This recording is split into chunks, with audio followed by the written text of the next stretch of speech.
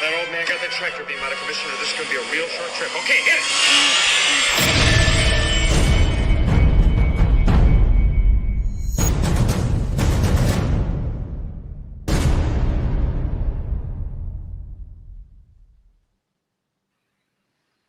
Hey there, John. Hey, how you doing? You all right? I'm good. How's it going? A little mess up with the intro, but whatever. It's no worries. That's right. It's 9:30 in the morning for me. You're dealing with me. It's 9:30 in the morning for me. I kind of just woke up and watched Book of Boba Fett. I know Jason. Oh, you've seen it? Yeah, I just watched it this morning. We did a stream last night. The other guys did, where they watched it and talked about it. But okay, because I watched the first one that you guys did. Yeah, and that was really good watching along. But I've really enjoyed it. I don't want to drop any spoilers, but yeah, I've been a little disappointed with it so far. The first episode I was disappointed, but the one I watched today, much better. Yeah, a little cool little Easter egg was in there if you're a comic fan. But this Ralph McQuarrie stuff and comic, as you say, comics. Yeah. You can't say too much, right? So we've got to be careful. Yeah. Well, I'm not going any further with it, but yeah, I wasn't about to get up at 3 a.m. to do it. Heck no. And I watch these with my kids, and they look forward to it. So it's like it gets to a point where Star Wars just takes over your life. You're getting up at 3 a.m. to watch shows. You're doing podcasts about it. You're doing YouTube videos. You're building models. You're collecting. Where does normal life fit in? My wife would say the exact same thing. She's like, "Will you just give it a break for a minute?" And I'm like, either I'm on my phone, or I'm talking to Jason, or I'm just working on models. It's just it's engulfing sometimes. Yeah, it's crazy, and I've got 4 kids, so I've got to try and fit them into Star Wars somehow as well. Well, I have triplet boys, and then I have 2 other kids with my wife. You got 5, so I got 5. Yeah. 5 kids, 4 dogs, 2 snakes, a turtle, and a dragon. In my house, a real dragon. A real dragon. Yeah, it's an Australian bearded dragon. Yeah, it's freaking cool. Crazy. Yeah. It's as red as you are, brother. It's yeah. Can we address the redness? Because now I feel a bit strange. I've got a red curtain and the sun's coming through on me, and it looks like I've been jogging or something. Don't lie, you went suntanning, and you. Yeah, I know. Yeah, this is laid on the sunbed too long. Yeah. So hi everybody, we're real early today because we're working with John's schedule, and he's 5 hours ahead of us. So and most people around us are just going into work, but not me. I don't work that much, so. Well, there you go. You can put it on. You can have it on the background while you're driving to work. Right. So here's Jason. He's finally woke up and joined us. Good morning. How's it going, Jason? Good morning. How's it going, John? How are you? Yeah, good, man. Good. Yeah. Did I wake you? Just getting a little rested. Yeah, wasn't feeling too well, but I'm okay. Yeah. You were up for the show last night? Yeah, I was. Yep, got up for a little bit and there for about an hour, and then lay back down. Yeah, John and I were talking about the show. How'd you feel about it? He didn't watch it yet, so you did. Well, yeah, you did. I liked it a little better. Definitely thought it was better. I feel like what we saw this time around could have been the first episode, but they have their reasons. So let's sort of see where it goes and hope that we go in a good direction. I could. The one thing I can say is I'm not really I'd rather he's not on Tatooine all the time. I'd rather he's. Yeah, the flashbacks are getting a bit repetitive now. And, yes. But I don't know. It's getting better. That's a good sign. It's getting better. Yeah, it is getting better. I figured it would. In my opinion, it all boils down to: do we need it? Do we need a Boba Fett show? Is it something we actually really need? And I think it was enough to see him in Mando. Yeah, I don't think we need a show. It's cool that we do, and I think it's going to get better. Mando started out slow with all the side quests all the time. Yeah. That's kind of what he's doing now. So hopefully it gets back into the meat and potatoes and sometimes you feel it's like a video game almost. It's like cutscenes. Yeah, that's the feeling I'm getting. Yeah. Yes. We talked about that last night very quickly. Just the overall vibe and feel does have this sort of Legend of Zelda aspect to it, and it's a little odd but they're purposely focusing on specific things, and obviously they're doing it by design, so these things will eventually come out later as a more impactful or prolific reason to be there. But yeah, one thing I said before, John, which I think you might be able to agree with, is the reason why Mandalorian worked is because it was a new character, right? Yeah. There is no emotional attachment. There is no mind's eye vision of what we have on this character. Yeah. So whatever you do with telling us all about him, yeah. Exactly. But Boba Fett, we all have this attachment and we all have this sort of high expectation. So one way or the other, there's always going to be this divisive, I like it, I don't like it, because of the way we all view it in our mind's eye and the way we have an emotional attachment to it. We're not going to see Boba the way we see him in Empire Strikes Back or Return of the Jedi. That's how I see him, like a 6 foot skinny guy walking around in a fit suit. Yeah. And when I see Tamara Morrison running through the desert with his feet wide like that, it throws it off, right? It does. It throws things off. Yeah, it does. Yeah, I'm like, but then he got better this episode. I like his acting, and I like him saying "mate" as well, which is quite good. Did he say that? I didn't hear that part. He said, yeah, he says the dog, doesn't he? No hard feelings, mate. Oh, that's right. Yeah. Yeah. Well, so I don't know. This is kind of a new format that we've kind of new show we've kind of come up with is, like normally on other shows they tell like what new pieces they got in. I thought it'd be cool if we kind of talk about like what pieces we're working on and what we're kind of passionate about. So I don't know, John, you want to go first? Okay, well I'm working on everything there is to work on. How many projects you got going at once, John? I can reach over and touch things and pull things from areas that I've just shelved, and I've always got stuff on the go. But I suppose right now is the Razor Crest. Okay, I can put that up, John, if you want. Yeah, go ahead. Yeah, if you've got the picture. Yeah, I've been watching this build as you posted it. It's really interesting. Yeah.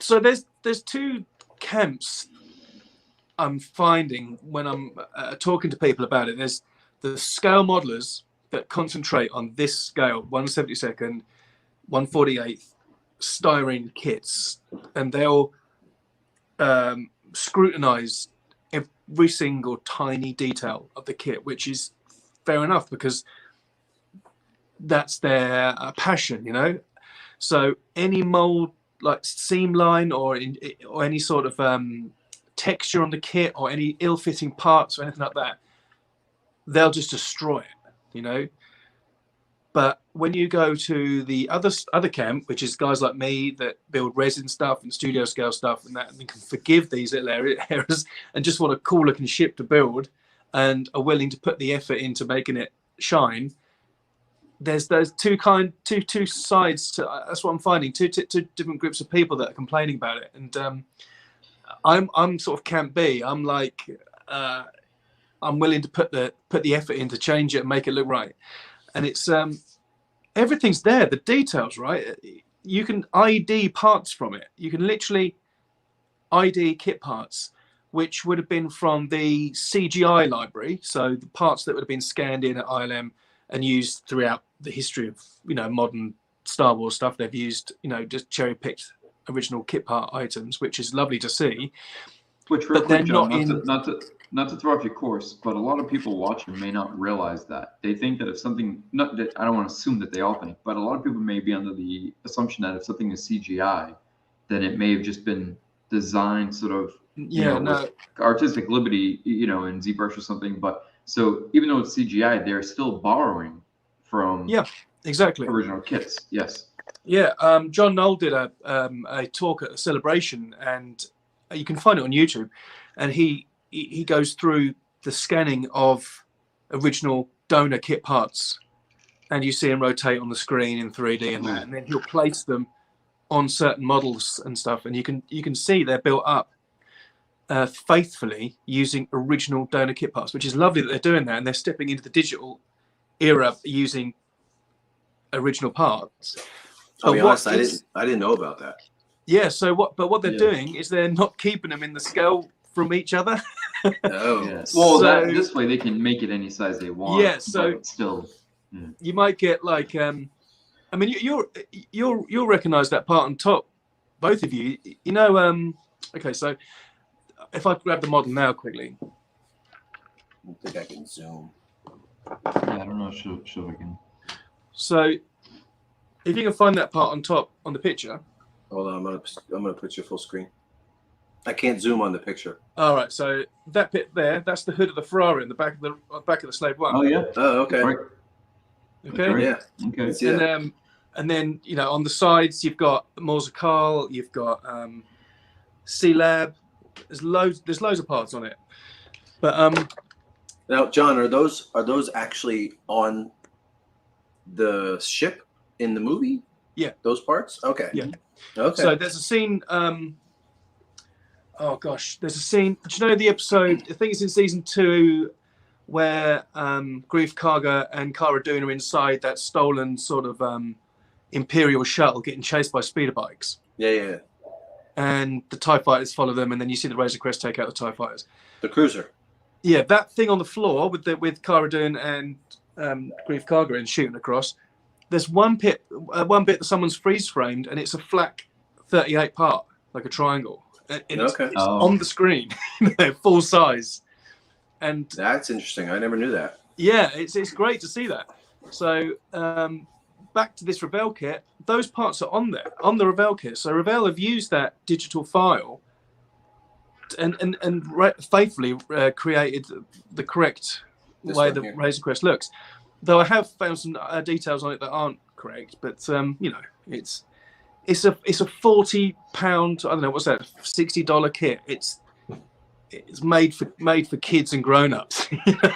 Yeah, you can get it in the store, in a model store. Yeah, and to have it looking that good for something so wildly available here in Europe, anyway, I'm happy with it. I'm chuffed. Have you seen this, Jason, in any of our stores at all, or? Yeah, it pops up from time to time. I saw it originally when they first came out. Target had a bunch of them, had a handful of them, and they didn't last too long. They sat around because we don't get a lot of restock of Star Wars stuff, but for some reason, at least I don't think you guys get Revell, do you? That's the European. Well, we get we do get a version of it here, but it's basically the same thing. The packaging everything kind of looks the same. But so instead of getting restocked with figures and things like that, for some reason our Target always has loads of model kits, even like the figures. You can even get like the snap fit like Mando and Boba, or you can get like the X-wing and the the ties and all that. But all the model kit.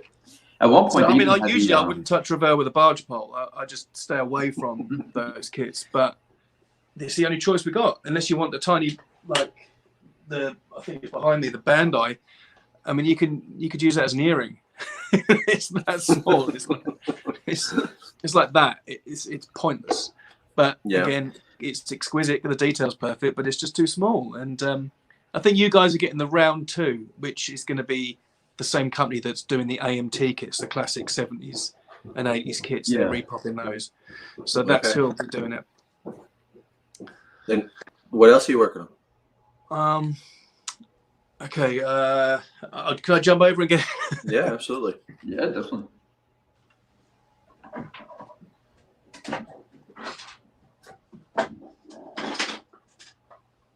How you doing, man? Okay. Busy day today? I got this guy. Oh wow. Oh, fantastic, man. Roger. Wow. Love it. So again, I'm still smitten over that. One of your guys on the hyperdrive, he had a bus made. I think it was Kevin. Was it Kevin? Yeah, and I think I messaged the guy and said, "Do you mind if I steal that idea?" I just quite blatantly said, "Would you be okay if I did a bust of one of those battle droids?" And he was like, "Yeah, man, go ahead." So I know a guy that's printing them beautifully on the FDM printing, and it takes a lot of work, but it's the same as that Darth Maul droid thing, and it just requires a lot of sanding and priming. But hopefully that'll be another big thing on the shelf. Do you use filler primer or do you use like a putty? There's a stuff called Motive or Motip, I think, and it's as you say, filler primer, but it's like a putty. It literally comes out like silly foam, or that stuff like the fake snow. Okay, it comes out thick. It goes on that thick. Yeah, and then when you sand it down, it goes glass smooth. You know. Oh, nice. Yeah, it fills in like all the. I just discovered it recently, Chris. It's interesting because they have a liquid version of it too. But when he's talking about, literally fills in all the bumps and lines, and and then you just sand the sort of imperfection of that versus trying to get all the lines up. Yeah, I mean, I'll finish off with normal grey primer because that's just the colour and finish I like to work with. But it's changed my mind with 3D printing because the FDM stuff with all the lines in it used to drive me crazy. I wouldn't even want to touch it. It's not for me. No, I don't want to get involved. And then this primer came along, and when you're working with such big things, the details aren't so.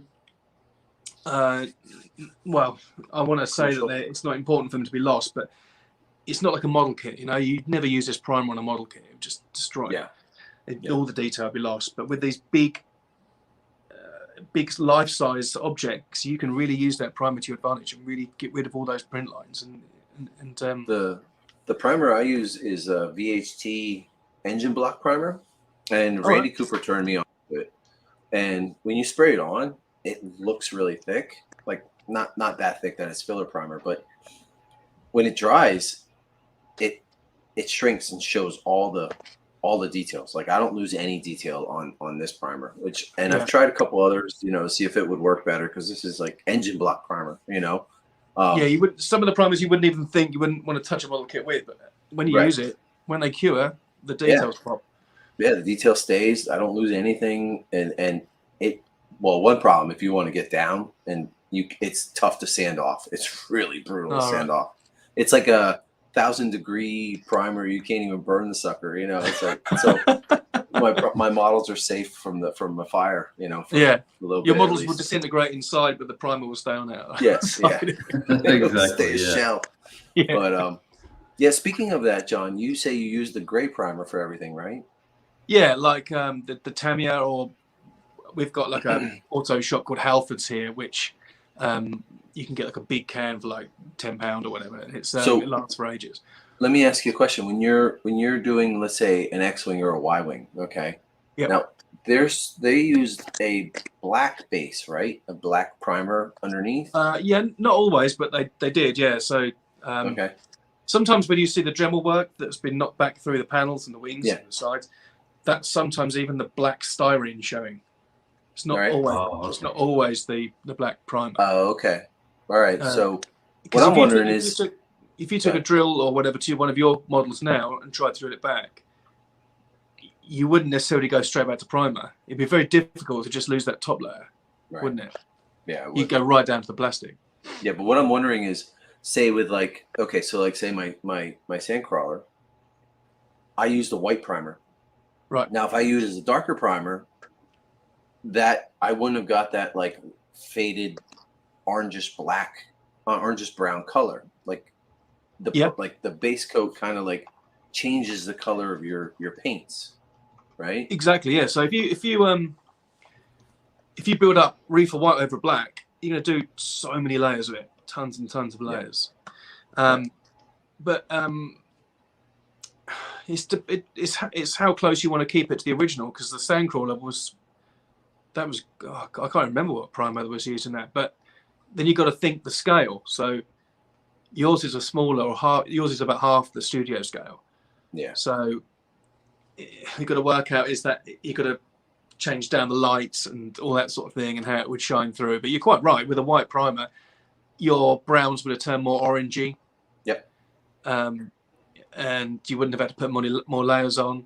So yeah, you've got to think backwards quite a lot and see what what primer to use. But just the rule of thumb with me though is I just use grey because it just seems to work.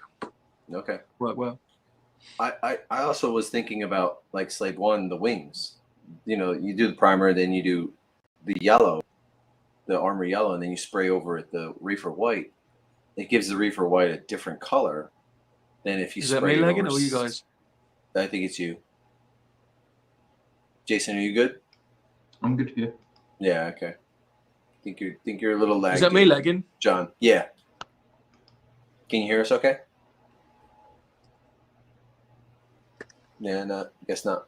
Why don't you jump out and jump back in?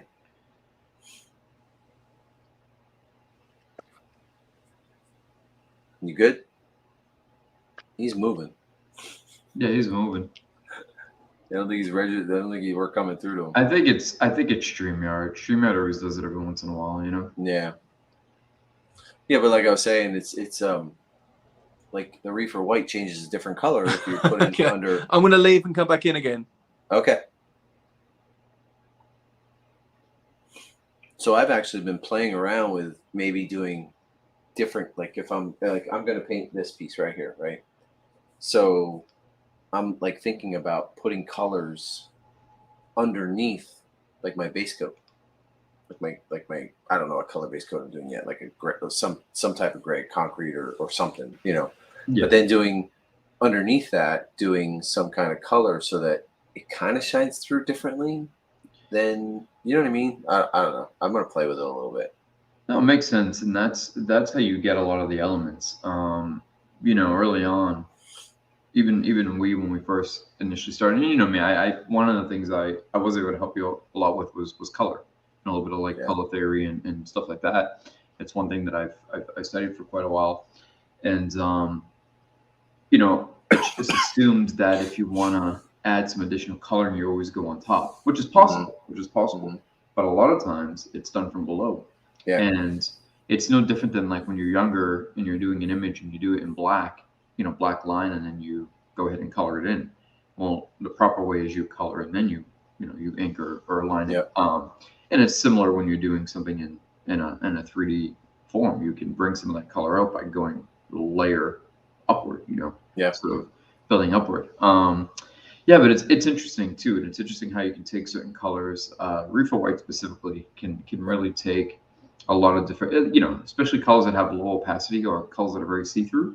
I tend to use a lot of the reefer white. If something is very, very see-through, or you have to put a lot of coats on, you have to go heavy with it. Rather than going heavy, I'll add the reefer white to it, add a little bit of the white, and then that allows me to just go on with a lighter coat and not have to put so much on it. Okay. Sorry about that, guys. That's probably my internet.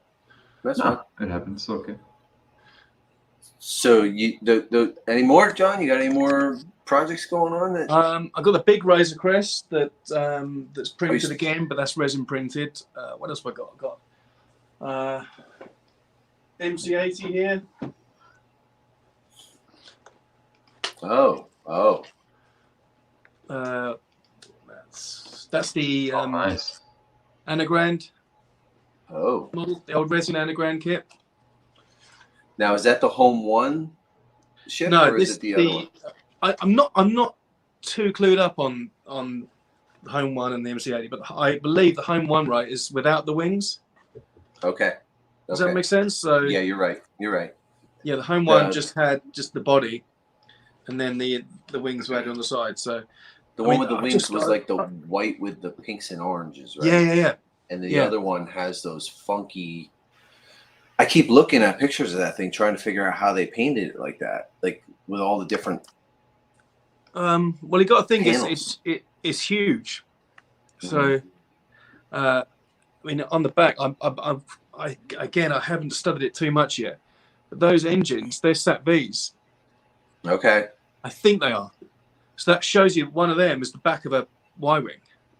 Okay. That shows you how big this thing would have been. Oh yeah, that's right. The cans. Yeah. So wow. So what are you're gonna do that? How are you gonna paint that? Like the white and the orange, or? Yeah, the white and the orange. Yeah. So there's white, orange. I think there's even pinks on it. I can't remember.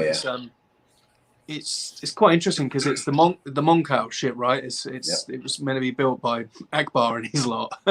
So they've got to keep it in that sort of marine type look. So it's like a crustacean or something, like a crab or something. So I really like the Home One paint job. Like I look at that and I'm like, I didn't know that paint job was like that.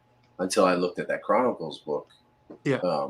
And I zoomed in on it, and it was like, holy shit! Look at this! Look at these Yeah. all these little squares. Like I keep looking at it, trying to figure out how they painted it. Yeah, I mean, I haven't looked at it recently, and I wouldn't want to say, but I think it's just loads of masking, you know, perhaps masking templates made up, and like some like just random oversprays and all that sort of thing. But yeah, you're quite right. It's a beautiful looking thing. It's amazing, and it's only seen on the screen for like a split second. Yeah, it's just it's all that work. It's like it's crazy. Probably hundreds of hours of work, and it's seen for like that, and it's over. Yeah, you know, exactly. It's such a bummer. Yeah, blink and you miss it for sure. Yeah. So apart from that, I don't know what. I've got a Star Destroyer bridge up here, just taking down random things. So that's using all original kit parts. Hold on, let me put you full screen. Yeah. Oof. See, I'll tell you what, John. I really like that look. John, this look has grown on me so much. Like, yeah, like without putting the painting donut it, parts, but without painting it. Yeah. Oh, yeah. It's real. I'm Well, gonna have a piece. it gives you that full like diagram, and you know, it's sort of when you see like exploded art, you know how it's like broken apart before it's pieced back together. Yeah. It gives you an idea of what you're really looking at. Wow. So this is Marvin. Marvin's a good friend of mine, right? I should know how to say his name, but I don't. I always forget, or I pronounce it wrong. It's Marvin Steifelhagen. So sorry again, Marvin, if I've got that wrong. But it's the same as his Sandcrawler. He provides you with the acrylic or laser cut MDF in the Sandcrawler model. With the Star Destroyer, all this is laser cut acrylic, and you put it together, then you skin it. So skinning it means putting all this styrene over it. So once you've got the styrene on it, it just becomes the same as how ILM would have made it. So somehow I've got to get my hand in here and drill loads of fiber optics as well. Lighting. So that's another. And which some people might not realize, but a lot of the original pieces actually had acrylic. I don't want to say bases as in a base holding it. The base of the ships were acrylic. I think the Star Destroyer itself, the Falcon. Yeah, exactly. Yeah. So that's another one of my on the to-do list. I still haven't finished the X-wing either. So Jason and I have been talking a lot about having a piece done, doing a piece where we don't paint it. And you know, Slave One comes to mind first of all for me, but you know that might be out of the realm of possibility. But even like you said, does Martin sell those Sandcrawler kits? Yeah. Oh. So it's Industrial Light and Models, I think he calls his business. But if you look up Marvin Steifelhagen, again, Marvin, sorry about your last name being pronounced like that, but he does the Sandcrawler and he does the Star Destroyer bridge in kit form, and he's a perfectionist. His work, he won't send something out unless it's perfect. So hook him up and just and say what you want, and he'll make it up and send it out to you. But the Sandcrawler is a beast. It comes in this massive box, and it's like all laser cut shapes, wooden MDF laser cut parts, and you just white glue, wood glue the whole thing together, and at the end you've just got this huge wooden Sandcrawler, and then it's down to you again to skin it by putting all the styrene on, and then finding all the original kit parts, and it's the closest you'll get to getting an original model. Wow! Because you're not buying a kit. Some great stuff here. Yeah, you're not buying a kit. You're buying the starter skeleton. Yeah, exactly. Like Guy's Slave One. He's not sending you a kit. He's sending you what you need to build it properly and accurately. Well, I don't know. I've been seeing. I saw a couple people build those already, and the kit parts that are on there. I like when there are a lot of colors to them, like reds and greens, and it's cool when they're all grays and tans too. But when you add in some colors, like like Ferrari kits and stuff like that, black, sea lab brown, stuff, red. blue. Yeah, and you get like the Russian greens and that sort of that all comes. Yeah, it's Something- just kind of pops. But yeah, It's you're right. I definitely mean, got a nice the appeal Star to it. Destroyer here, that is just going to be like a grey. So you're going to Yeah. kill all those kit parts, Yeah, and it's just going to be just grey. So, but then I also like a model just in primer as well. There's something about just being that primer colour. I is. agree to that, John. I find that interesting that sometimes I enjoy it before the paint goes on. It just has such a unique look as a monochromatic piece, with just the primer. Yeah, I do like that look. Well, I had these two pieces in gray primer right next to each other. And I was like, oh, that looks pretty sweet, actually. Yeah. Chris, I love the way you've got that set up there. That's so cool. Yeah, I'm going to put another pedestal there, and I'll probably wrap some around there. And then I have a same setup over there. Or right now, my Salacious Chrome is sitting on it. That's going to move over there, over somewhere else. And it'll be another setup like that, right over there. So that's the plan, because I'm running out of room. And I need more models, so it's get rid of those helmets and figures and start putting some models in there. Yeah, well, the vintage figures. The real plan is my son will probably move out in like 5-6 years. I have a whole another room right next door that I can knock a wall down, and it's a 15 by 20 room that I can fill up. So Wow. I'm not wishing my son to leave all that soon, but sort of am. So yeah, just keep leaving his food by the back door and just keep trying yeah. But so Chris, you're working on the hospital ship, right? Have you finished that? You just painted it? I did finish it. I have to ask, where did that hospital ship come from? I think somebody mentioned, like somebody said, I've seen somebody post that they thought it. What's that? The name hospital ship. Yeah. Yeah. Lee Ralph was the one that. Oh, he did. I don't know if he came up with it, but he was the one that started telling me what it was called. But yeah, I just finished it. I just finished it, and I went a little different route than other people have. Mostly it's been red and white, and I did it looks really muted green, but that's so cool. It has a different and then I love it. Underneath I did some colors that you can't see. I love the little dude, the little. yeah. I hope he's strapped in because he's gonna fall out, right? Yeah. So, I just finished this one. This is my first scratch build piece. Yeah, it's brilliant. You did a super job. It's making me not want to do kits anymore because, and the funny thing is, my son pointed out something is that it actually looks better upside down. Like it looks like a real ship upside down, like a cockpit and the engines and the rudder, but see, that's upside down. That looks like something you'd see in the prequels or something. Yes. Something Clone Wars-y or something. Exactly. And the guy standing would be right side up. Yeah, the guy would be the right way. Plus, these are kind of like antennas, maybe almost. But as we know, in Empire, it's this way. So it is, but they could have been coming in upside down. Oh, wait, I'm all blurry. The funny thing is that everybody thinks of the side with the dude, the British naval officer. Right. That's the hero side, but it's not. It's actually the hero side is actually the bear side. Yeah, that's strange. That's the way it's on in that picture, in the back screen, the back screen. Yep. But I always thought of that the hero side until I really started looking. It's brilliant, and you're quite right. When you start doing kit bashing and making it accurate and using the original parts, it's very hard to go back to a resin kit again. No, it is.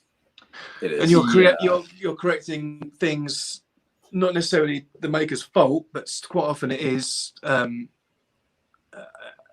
cleaning up process, the warped parts, the ill-fitting parts, the parts that aren't in the kit. Exactly. It's you open up a can of worms. It's just even like panel lines. Like you don't you have to rescribe panel lines in a lot of resin kits. They're there, but they're not they show up, but you have to rescribe them They're to so make faint. them. Yes, it's because the model's been cast so many times, and it's lost all the detail. Yeah. Have you picked out some of the mold yet? The silicone or rubber? Have you found Yes. that in parts? Yes. Yeah. The pink rubber. Yeah. Yeah. They're hard to get out. Yeah. They're hard. But now to get you out. know that every kit beyond the one that you've got will have that big dent of just resin where the part's gone. Yeah. Yeah. I want to do more scratch build kits. In fact, I'm starting to do one now. I'm starting to put the pieces together and starting to buy the kits for them. And Right. Lee Ralph actually ID'd a part for me last night. Oh, nice. Jason. Yeah, Jason is not one of those. It's not the Ferrari pieces. It's a little tank piece, and it was like, oh shit! Like I would have never found that. Lee is. What was that? Is that for that another Sunderland, background ship? The background ship that I kind of like repurposed as a Sunderland ship. I'll see if I can find the picture. Well, I think you'll be one of the first to do that. I think. Are they? Yeah, I think you'll be one of the first. I don't think too many people want to do it. You know, it's pretty ugly, and that's it. Yeah. Try and find something that's terrible, and then you'll be the first one to do it. Exactly. Yeah. But like the pieces, the hull pieces are. Talk about yourselves, guys. I'll try to find it. See if I can. I'm amazed that you did find that the Sunderland. I think it was at Sunderland. The front of it. Yeah. That's when you see the picture, I was like, oh, yeah, good shout. That's the part, all right. It looks like it. Well, I don't. Well, what I've learned is and just looking at it, it was just a vac form piece, okay. Yeah. But for some reason, this really looks like the Sunderland body part, you know, and it kind of fits like perfectly. And yeah, well, it's that's going to be easier to use than making up a buck and vac forming over the top of it. Heck yeah, yeah, with more detail as well too. Yeah. Okay, I'll see if I can find that. I know I sent it to you. It's not on my computer, but I sent it to you. So, Jason, why don't you tell us what you've been working on? So, right now I've been collecting a lot of parts and just sort of backtracking, picking up a bunch of kits, which I've really been enjoying. And I don't know, going through a lot of old references and a lot of old images. I finally got just enough parts, I think, to do a Jedi training remote. Since that seems to be all the rage right now. We see a lot of secondary ones being released, and they all look great. Nothing against them. They look fantastic. But as Chris mentioned a few moments ago, one of the things, John, that me and Chris have been talking about, and I even mentioned this to Lee recently, was that having the scratch built kit bash pieces on display next to the kits, it's a different look and feel. Absolutely. So, yeah, and I'm being smart about it. I'm being objective about, okay, if somebody's releasing a piece and it's going to be $1,000, right? But I know I can, in kits and resources get it for $600 or $700, then I'm going to go that route, right? How many Panther Gs do you need for it? Oh, quite a few. I think I got 4 so far. So I think that might be enough. I think I'm enough. The Panther Gs cost a fortune, the 148 ones. But if you get the Jag D Panthers with the sloping armor at the front, a lot of the parts are shared and they're a fraction of the price. Still Bandai. So what I've been doing, and this is interesting, so I found it by accident. So originally I was trying to figure out the tracks. You know the tracks that they have on the tie, above the ball of the tie? Yeah. So I was trying to figure out where those tracks are coming from, because nobody had the exact. It was always like, well, this is close enough, that's close enough. Yeah. And it wasn't the exact. So then I found some guy who just sold nothing but tracks. That's it. Like his whole thing was just selling tracks, every track you could think of from every kit. So then I found another gentleman just going down that rabbit hole who sells different trees, different spruces or trees, whatever you want to call them, of parts. Like, so he would, not take the pieces off, but disassemble an actual kit, take each, tree of spruce out and just sell them off $10-20 a piece. So instead of buying the whole kits, $150, $200, I'm buying the bits that I need by the plates, spruces, whatever you want to call it. So I've been doing that. I actually get 2 coming in today. to finish off an ATST, the one I got off of Lee, the stop Yeah. motion one. But so I've been actually doing that, and You can do that with the F1 pass as well, like the big 112 Tamiya cars. Yeah. Quite often you'll find on eBay people be selling the sprues, like you just said. And I'm loving it because as we all know, there's some kits that you can spend $200 and you literally only need 2 pieces from the whole kit. Yeah. So I've been really lucky. I mean, I shouldn't say lucky because I'm, the other night Chris called me at midnight and I'm still up 5 hours later on the computer looking. So it's not really that lucky. It is a lot of due diligence, but I've been putting in that time due diligence and getting these pieces. So right now, going the way of the Jedi training remote, going to get started on that. But currently, still topping off the ATST. So when Lee sent it over, it was close to complete. It was just missing some things. I had to take a few things apart, move some things around for accuracy purposes, and nothing against his. Obviously, his work is superb. It's phenomenal. Yeah, right? but he probably told you that anyway. He probably told you what needed to be done. Yeah. Yeah. So he helped me out with like this, that, and the other. And then there was the whole issue of like the screen accurate, which is technically unfinished, versus the idealized, which everybody sees in kit form, or what most people have in their collection, right? Yeah. Which has the other pieces, added on from like the SD22 and all those bits. But I wanted to go screen accurate, and I just started to narrow down a few of the smaller pieces that hadn't come with it, and was able to get the. Sorry, Jason. So the one that was used that you see on the platform with I can't remember the art with Dennis Muir, is it standing next to it? And it's sort of like it's got one leg up. The film in miniature. Has parts come off that then, and they're put back on since those black and white photos were taken? So quite a bit of pieces fell off, and like for example, I'm waiting on. Hopefully, it gets delivered today, but every day it keeps telling me delayed. But I'm waiting for the 312B Ferrari, and one of the on the chromes, the spruce with all the chromes. So it has this little L-shaped piece, and right on the back, you don't even see it on the resin kits. It's on there because what you can see is if you've ever been in a home where it's probably a poor example, but if somebody like smokes or it's old and you take like a picture off the wall and it has like the imprint of the picture, you can see the imprint. Yeah. You can see the imprint of the piece of where it fell off. And same thing on the bottom half underneath. There's a part from I think the Tyrrell P34 where they also got the neck, the tires for the neck. Yep. So I was able to get those pieces, narrow those down, going through some old those tires. How would Lee found those tires? Like, that's insane. It blew my mind because I was just like, well, there's so many variations of those tires, right? And that scale. They, like, just folded them inside out, and that's the tire.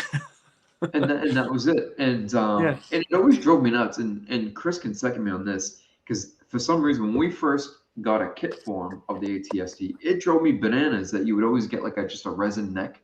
Yeah. And I'm like, that's not accurate. You want to do the rubber neck. And so knowing that, and I was able to get it came in with 2 tires, and it was, approached to me that it was an unfinished piece. And that was fine.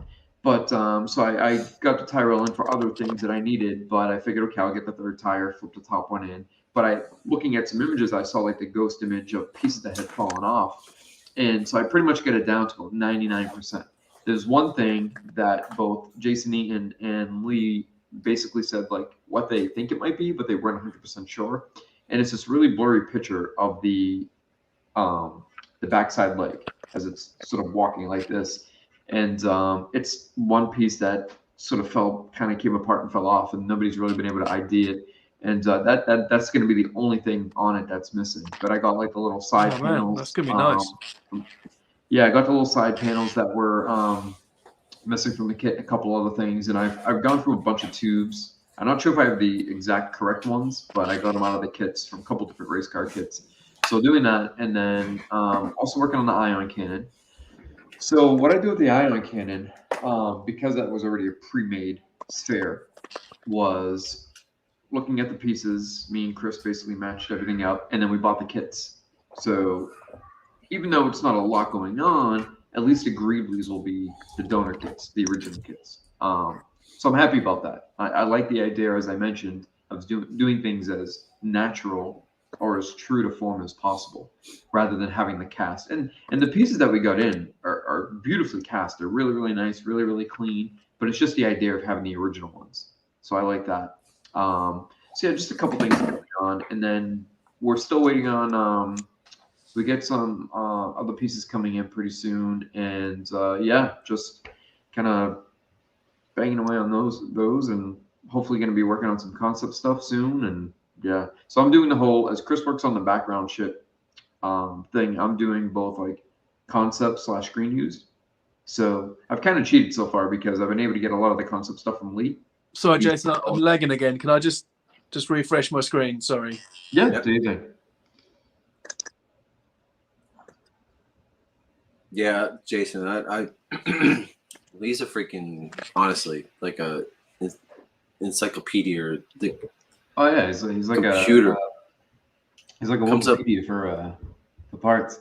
I wish I was half that good. Like, just I enjoy looking for kit parts. I really do. I just haven't done the background years of knowing. Okay, well that looks like this possibly, or that looks like that. Yeah. You know, Well, but I will say this though, his ability hang to on. do that. Can I just refresh? Because am I lagging again? yeah. Sometimes if you drop out and drop back in, you can get better reception.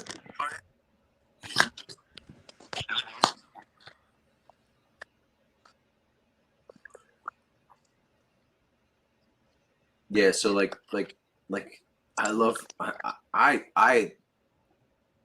we've talked about this, Jason.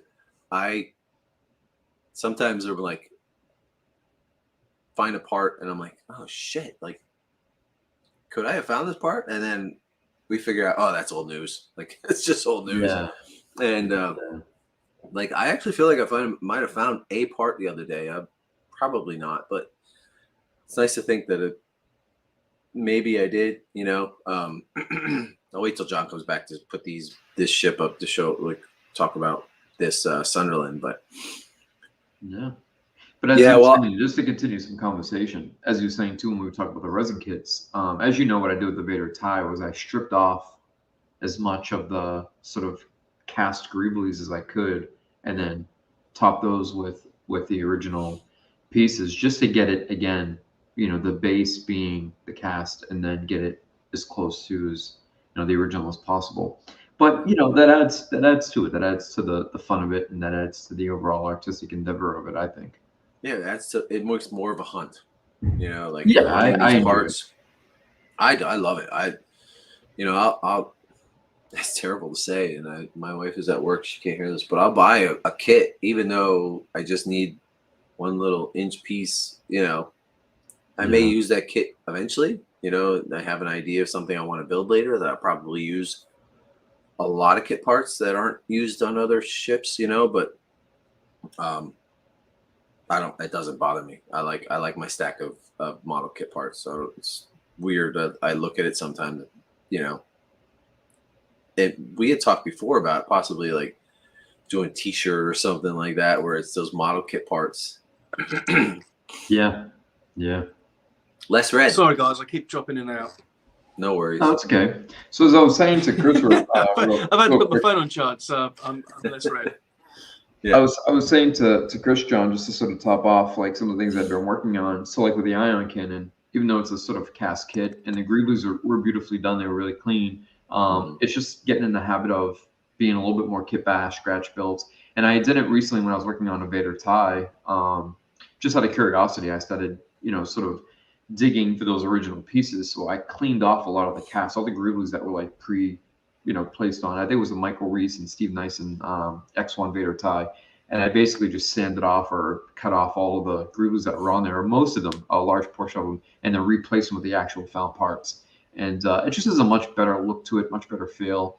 And it was much more. It was just much more enjoyable. I really enjoyed doing it. It was a lot of fun doing. So yeah, just collecting kits and as pieces come in, moving forward. But real quick before I pass it off to Chris, before we cut, what I was saying is, as Chris has been focusing on the background ships, I've been focusing on doing the concept and the screen use, sort of the sister pieces together. But I've been able to sort of cheat halfway there because Lee had spent so much time building a lot of these concept pieces, and I've been lucky enough to acquire them. and then put them next to the screen use. So Hey, babe. it's a good thing. But yeah, I'm looking forward to sort of diving in and do my own as well.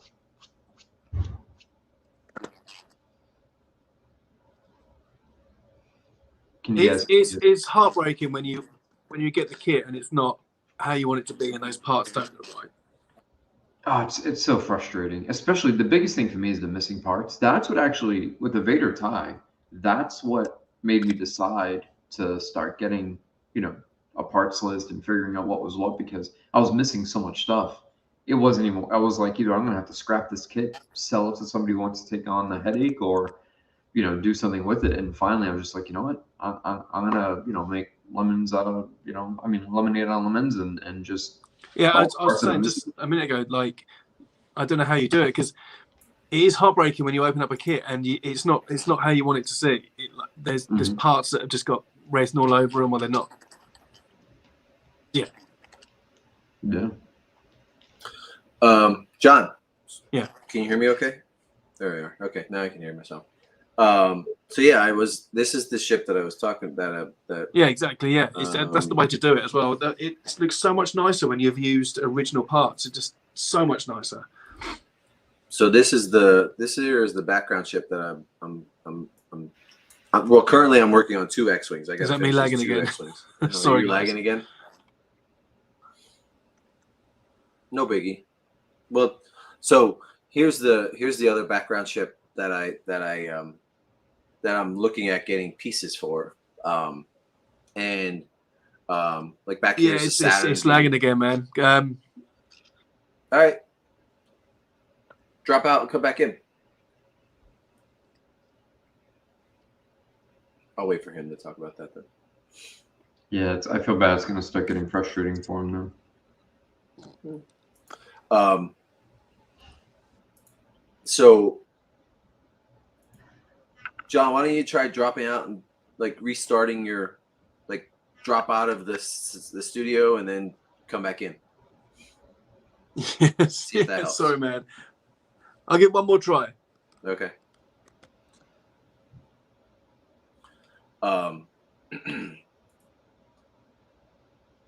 Yeah, so I'm working on 2 X-wings. I'm finishing up a X-wing, a Red 5 for myself, and one for Mike Costa. And then I'm gonna do some ion cannons, which we just recently got. Well, you've been working on it for a little while now. I just got it. Well, I got another one.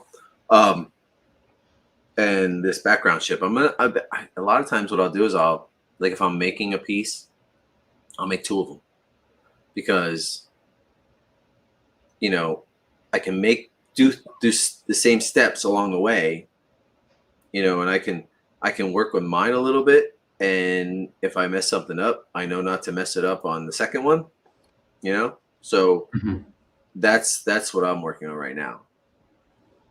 And then after that I want to start on this one, John. This one. So this is a background ship. It's been called the Dreadnought, which a guy on YouTube did a video of it where he fleshed it out. I love these videos that this guy does. Yeah, that's gonna be fun. Yeah, and then here's the Saturn V parts, and then these are the Phantom engines, right? So down here is a green triangle right here. Okay, it's like a cone, half a cone. And I was just looking at, is the Phantom JE the same kit as the Phantom E? The Rebel? Yep. Okay. Yep. All right. So, but the Phantom E has green. Yep. It's all green. So that's where I found this triangle piece that goes on top of this hose, right? So what we were saying about the Sunderland piece was, if I can get it to go away. No, there it is. Okay. Come on, work. FJ. Oh, I can't remember. Yeah, FJ. Yeah. So this is the Sunderland. No, I think the FJ. There is a difference, I think. Is there in the engines? You think is there a difference in the engines? So here's the Sunderland body part, and it's shaped so much like this right here, this dreadnought, right? But that's not what they used on the kit, on that piece. On that piece, they used just a vac formed, shape. They just, but when you compare them, like if I cut it here, it is so much like this piece right here, the top section. So I'm just going to use it. It doesn't matter to me that it was a vac form piece, and I'm not going to try to use a vac form piece to make like this. This has details and panel lines and everything on it. So, yeah, that is actually really close. It's so close, and it makes me almost feel like they were gonna use this and didn't for some reason, because it's just way too close to be not what they fashioned it after. You know what I mean? Yeah, it's interesting. It's pretty spot on. It is. It's crazy. But like the bottom piece here, I haven't quite figured out what I'm gonna do with that one yet. And the neck here, or whatever they call that I don't know. I kind of want to get John's opinion on what that might be a possibility, or even Lee's, if they have some idea. Can you go back to the archives pick again about that middle area? Archives pick? This one? Yeah, that one. No, the one right there. Go back. That middle kind of looks. Yeah. Like I don't know what this is here. I think I found this green triangle piece, but I don't know what this neck is. That tube. This is the that part. tube. That's not a kit part. I think that white. This tube. Here. Yeah, I would say that's just some. It's an actual tube. Yeah, it's an actual tube. Yeah. Okay. And this looks like it's been pieced together by a couple kit parts. Yeah, it looks like it's been. Oh yeah. Scored and read. Yeah. Yeah. But this here. And this is the piece that Lee found for me right here. But if you look here, it has it might be tool. Could you flip that the other way? Like, could you rotate it 180? Rotate it? Sure. Yeah. Now go back into that part and scan along. That's the side of a that's a side of a 8-rad, I think. This here, that's what I thought it was. Actually. Yeah. I thought it was an 8-rad. I was going to use an side, 8-rad. That's the side. That's an 8-rad. Oh, sweet. So that's an 8-rad. So there's probably one on the opposite side, or it's the whole cup. The whole thing is the whole thing is probably the 8-rad. Oh, beautiful. Hey, let me interrupt on this for a second, Chris. I know me and you talked about this, but I don't know why this might seem silly to a lot, but John, you have a lot more experience than we do as far as having done this a lot longer. The thing that I'm most curious about, and it's so outside the box, but does pertain. Okay, so now they build these ships for the movies using actual parts and kits from off-the-shelf models, but then now these companies obtain a license, right, to produce Star Wars models, right? So now, are they like? I said to Chris, I was like, I wonder if there's any like license, sort of like, issues of like. The closest thing to that, there was Bandai making the Bandai Perfect Grade Millennium Falcon, and Bandai were replacing Bandai's own kit parts on the Millennium Falcon. Okay, so all right, so it's almost like a conundrum, like an oxymoron, so to speak. I'm like, well, they're licensing these pieces, but they're basically using their own pieces. I think if they were to do it at the same scale, there'd be a problem. If they were doing a 1-to-1, if they were doing studio scale, then there'd be an issue. Yeah. John. Yep. This piece here. Any thoughts? This is live IDing. This could be the most boring show. Oh no, I eat this shit up. Name that part, Chris. Remember, I told you. We were talking about this the other night. We were talking about this the other night. We should have you and Leon. We're like, we're going to get a group of guys on it and call it name that part. And you guys would be like, I'm really bad at that idea. And so it's Lee that gives me most of my information and Guy. But Yeah, I don't know. I'd say I can't. No. I don't know. But I can see another Sat V part underneath that green part, the circular part. Go down, down. This part here? That's it. Yeah, that's it. Yeah, that's another Sat V cone, isn't it? Oh, really? Upside down, yeah. Oh, sweet. Okay. That's 2 parts. Yeah, 2 parts I didn't know. I think the only one I really need is this one. And I think there was a piece on, where's that? Come on, man. Killing me here. Escape. There. Oh.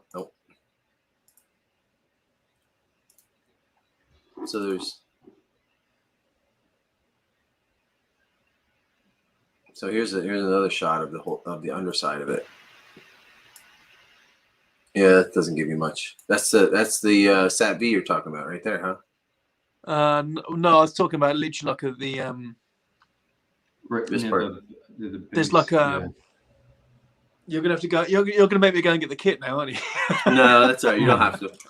It's just next door. I could, but it literally is like it's like a that sort of size little round cone. Okay. Yeah. So I mean, see that grey part with the white marks on it. Yeah. Yeah.